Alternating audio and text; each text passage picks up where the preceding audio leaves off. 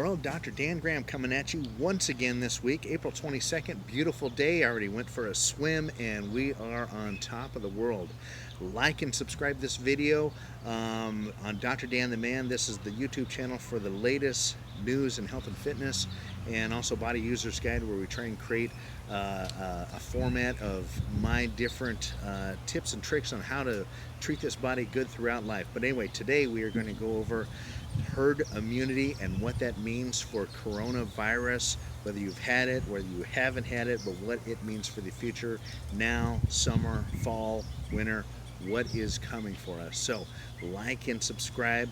We're going to jump right into this very short video, but we do know that the reason I mentioned today about some of the risk factors is that we know that exercise is actually helping people get through the coronavirus, get in circulation, expanding out the lung capacity. Second thing is that we know is if you are obese, understand I have plenty of patients that are obese say I'm in great health.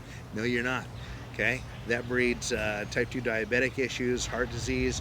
Your inflammatory rate is higher when you are out of shape, and so we know this, and it's summed up perfectly in one of my patients who is an emergency room owner of 2 different emergency rooms here in the valley. He said, Dr. Dan, you know that health breeds health.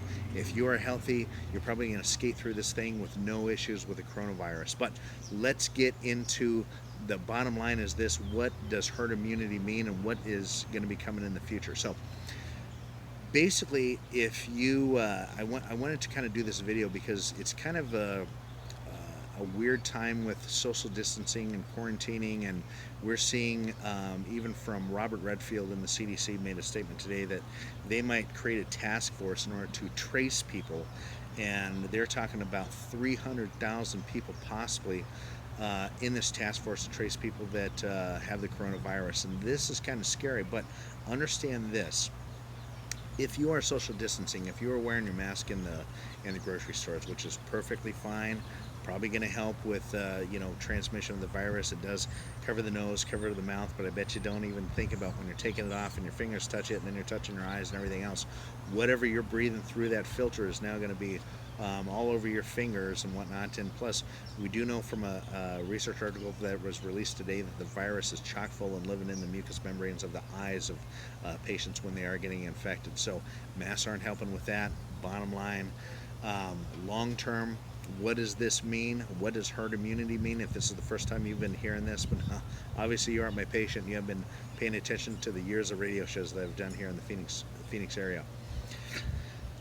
What is going to happen once we start to loosen the reins on social media? And the reason I make this video is I'm seeing where the natives are getting restless. There's starting to be protests around the country about getting the economy back on track and ending this quarantining and getting other businesses that aren't considered essential back online again. And the problem is this: is that patients and just people that I come across on videos and whatnot on YouTube and Facebook, most people don't have a medical degree of one kind or the other. And you have to understand this, is that anytime when a virus goes through a population, so say let's just take the population of Arizona, okay?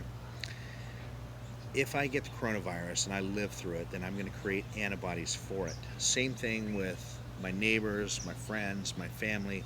They are going to have immunity to that current strain of the virus, okay? Now, if everyone is not coming in contact with the virus, the only thing that we're doing is we're just lengthening the time before everyone starts to get the coronavirus infection, okay?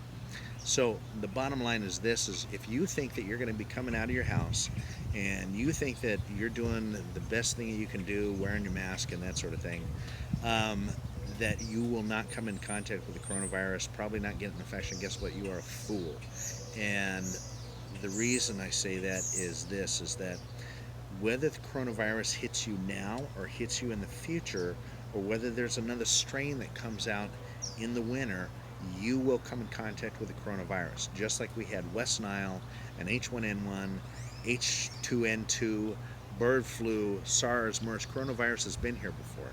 SARS was a coronavirus. If you look on the back of a Lysol canister, it says will kill coronavirus. Okay, this is nothing new. The strain is new. So we had an L strain and an S strain that we were warned from back in 2007 from people eating bats that this thing is going to mutate and eventually get us to the point we are today. Well, if you think that it's not going to mutate again and we're going to rely on the vaccination that may be created from this strain, guess again, you are wrong, because if this mutates again in the future, in the fall, in the winter, maybe even over the summer, we don't know. The problem is that the vaccination that they create for this strain is not probably going to have an effect on the next strain. Look at the flu virus. Okay, the World Health Organization comes through and says, okay, we think it's going to be this strain that's most prevalent, so we're going to vaccinate against this strain. Sometimes they're right, sometimes they're wrong. Sometimes it works so good that another strain comes on, and then that's the prevalent one, and now we're behind the gun because they didn't create the vaccination for the second line. So, bottom line is this: once you come out, you will come in contact with the coronavirus. The vast majority of us who are healthy, stay healthy, will build up the immune system for it, the immunity, the antibodies, and we'll just brush it off like nothing. But for those that are compromised in their immune system, for even people that have a lot of health issues, even people that are very healthy, will coronavirus kill some of us?